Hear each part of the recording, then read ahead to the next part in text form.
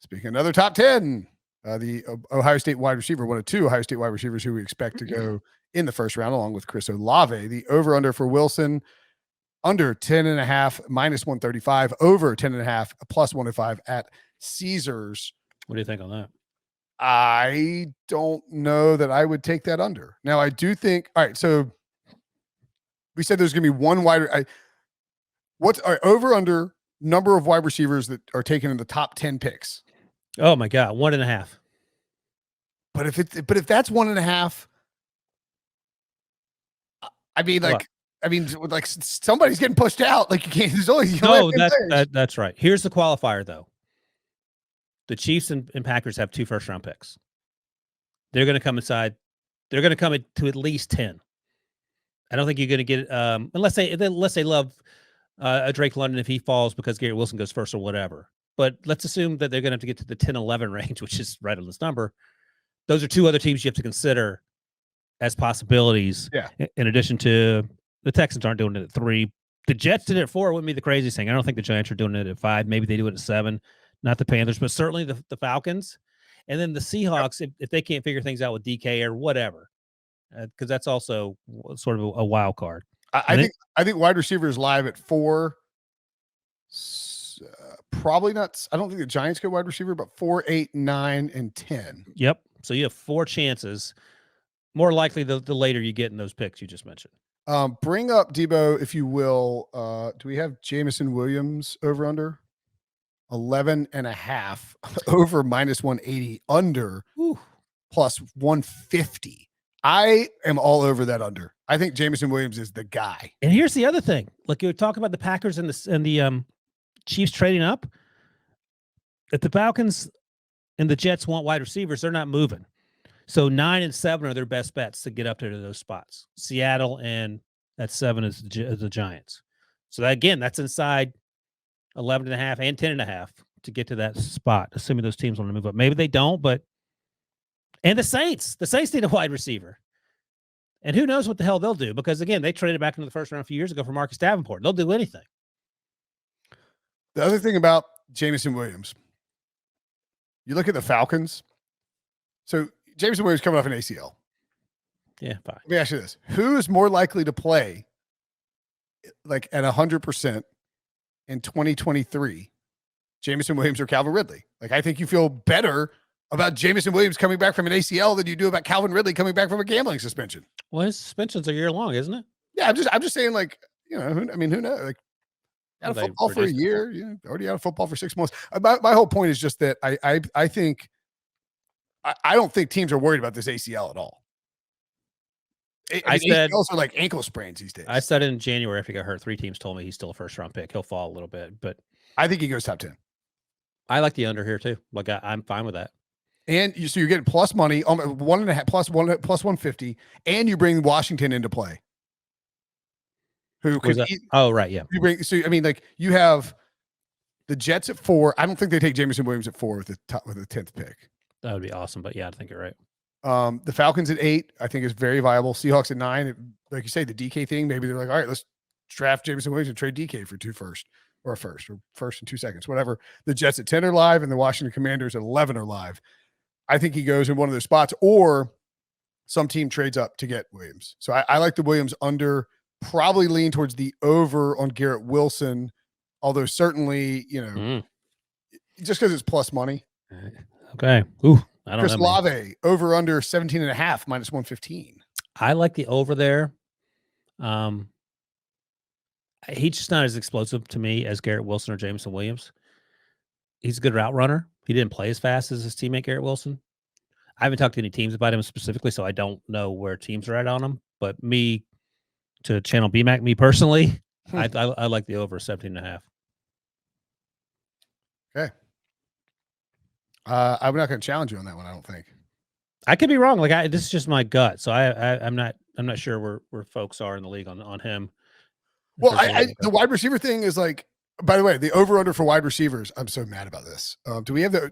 Sorry, Debo. I know this isn't helpful for you, but do we have the over under for number of wide receivers? 5.5 is what I'm going to guess. I had it loaded up on a ticket on my book at over 5.5 minus 222. And I know that's a ton of juice. I didn't want to lay it. It was minus 275 or worse everywhere else. Uh-huh.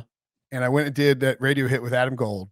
And I came back and those MFers had moved it to minus 286. You want to touch that? 286 is pretty expensive. But You I think like the over or the under? the over. Oh, over. Who are the 6? So we got Garrett? Jameson Williams. Look at that. Over minus 320 at Caesars. So Jameson Garrett. I feel like are absolute stone cold locks to go in the first round. I think Olave is a lock to go in the first round. Okay. I think that oh boy. Drake London. Drake London. That's 4. And Traylon Burks out of Arkansas. Yes, keep naming. I think those 5 are stone cold locks. Now, all right, what's the next one? Because that's where things get so get tight butt on that one. Yeah, but what I'm thinking here is at what point are those 5 guys off the board? Because I think they're gone by 22. I think the other math that could be in your favor is that if the Packers and Chiefs stay put-ish and you feel like a second round wide receiver fits what you want to do in the first round, if you're the Chiefs, because you have Andy Reid and Patrick Mahomes, that could get you that 6 number as well. You got Jahan Dotson, Christian Watson, Sky Moore. I mean, Michi's probably not going first round. Jalen Tolbert, I like a lot, but no, he's not. Jalen Tolbert. Some teams got him as a third rounder, which feels closer to the truth. George Pickens, Christian Watson. Here's the thing with George Pickens. He's a first round talent. I've heard there's some off field stuff that I don't know the specifics of, but just in terms of perhaps scaring teams off of the first round, but he feels like a second rounder. I've had him going like 33rd or 34th or whatever in these multi-round mock drafts. That's the thing. The 6th one is what concerns me. I like Jahan Dotson. I don't like him in the first round, but teams may feel differently. But I mean, just look at these teams. Here's 320. I almost like the under. I mean, now you're getting rich. Plus 2.5 to 1. Yeah, I just think it's going over. That'll be like the Saints have. All right. So starting with pick 15, where I believe by pick 15, 2 wide receivers will be taken. Right. You look, man. You've been talking for 20 minutes about how a lot of guys can get pushed down. We can't put everyone in the first round. No, that's fair. All right, fine. Let's start with by pick 15. So pick 15. Let's say that the Falcons do it at 8 and the Jets do it at 10. Okay, yep. 2 are gone there. That's it. That's inside the top 10. Yes, and I think you could argue that Washington might pull the trigger on a 3rd and 11. But okay, I don't have any trouble with the 5. And even if they all go before 22, I want to know who the 6th one is. I'm just saying, if you get to the Eagles have the Saints starting at pick 15, the Eagles have 2 picks. And the Saints have 2 picks in the next 4 or 5 picks. Both teams could use another wide receiver. As much as Eagles fans probably don't want the team, Howie Roseman, to draft any wide receivers for obvious reasons. I think Debo's all over Jameson Williams if he happened to be there at 15. I don't think he makes it that far. I said that a couple of weeks ago when he was like the 20 range, and now I feel like it's a lost cause unless you move up. Yeah, I don't think he makes it to 15. I mean, he might. He might. I mean, that feels like the bottom for him maybe at this point. Yeah. But again, you have to understand this is all the what's it called? Where you're in the bubble and hear the echo chamber where you only hear. We're not talking to. Like, I haven't talked to anyone since he got hurt about what their plans are with him. I just said he was a first round pick, so he could be there. But anyway, go ahead. I'm just saying you got two picks each for the Saints and Eagles, both of whom could certainly draft a wide receiver. You have the Patriots, who that's not really their jam, but they just traded for what's his name too from the Dolphins. Devontae Parker. Hey, don't you what's his name him? Your guy, Devontae Parker and Sammy Watkins on the move this week. The Packers at 22. The Cardinals at 23 are that crazy to take a wide receiver. Where did Sammy go? The Packers. Oh, he did? Yeah. I forgot. Sorry, he's not number 1 now suddenly. Man, I don't know what the Cardinals are doing because I don't know what's going on with the quarterback. But yeah, they could take. They do need wide receivers. That's for sure. Cowboys probably won't take a wide receiver, but they drafted CeeDee Lamb when nobody thought they needed a wide receiver. Yeah, no one even got mad at that. That was actually the right pick. Bills don't feel like a wide receiver team, but it would be insane if they had a good grade on somebody. The Titans could certainly. But the problem is when you get down here, you're talking about a team taking the 6th wide receiver on their board as opposed to the 2nd or 3rd, whatever position they might also need help at. Yeah, like the Lions at 32, I think are unlikely to go wide receiver, but it sort of depends on what they think the Jaguars, because they have the pick at 34. Right. If the Jets go 2 defensive players, I think they're absolutely live to trade up into the first round and grab a wide receiver if somebody falls. Yeah. That's only if there are 4 guys off the board at that point. I don't know who the 6th one is that someone's trading up for. That's just me. I could be wrong. I mean, the Chiefs are probably going to take a wide receiver, and the Packers are probably going to take a wide receiver. When was the last time the Packers took a wide receiver in the first round? I mean, if the Packers have 2 first-round picks and don't take a wide receiver, it's going to get awkward. They didn't take a wide receiver 2 years ago in the deepest mock draft ever. Not only the first round, in any round or as an undrafted free agent. Yeah, it's insane, man. I'm going to look at the mock draft database to see how many media folks, how many they have wide receivers going in the first round on average. Yeah, I think at this point with the 5.5, you can't lay minus 320. That's just too expensive. But I'm just convinced there's gonna be more than five. So I don't want to take the plus 250. But hey, you're the draft expert and junior draft expert, and you think plus 250 is a good price. All right. So here, let me tell you quickly the consensus mock draft on mock draft database for wide receivers. 8 is Garrett Wilson. That's 1. Drake London 10. That's 2. Jameson Williams 19. So that's good news for Debo. That's 3. Treylon Burks is 4 at 22 to the aforementioned Packers. Christian Watson is 5 to the Chiefs at 30. Did I miss one? I don't think Olave's in here. Oh, Olave. So there's 6. There's 6. So Christian Watson is a consensus first-round pick on the media mock drafts. Right. But yeah, and that's at 30. So you're getting close. Jahan Dotson is also routinely in that. So that's 7 wide receivers and the media folk going back and forth on these mock drafts. Christian Watson, 9% of the mock drafts that mock draft database follows. So, I'm saying there's a chance. Just looking at the grades from Lance Zierlein at NFL.com, and I'm not, throwing your grades out. Your rankings out. He's just got a specific. No, he does.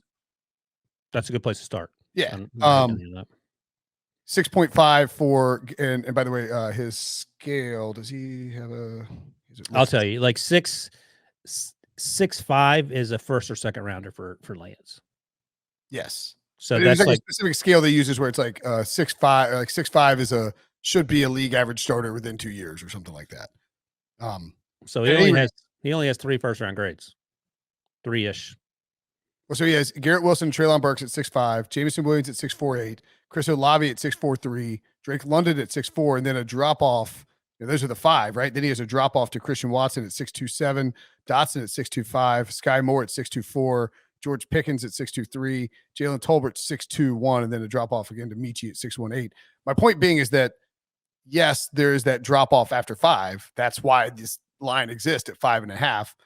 But though, if you're a team at the back end of the first round, like the Chiefs, and you're thinking, okay, we need to get a wide receiver, you don't pick again until number 50, right? I don't believe the Packers. I understand that 53. So 6.27 that Lance has, that's a second/third round grade. So that's like the bottom of the second, according to his grading. So that's one person, but that's sort of where he's at. So but you know what I'm saying? They're like, I get it, but I feel like 5.5. I don't know if it's going to happen.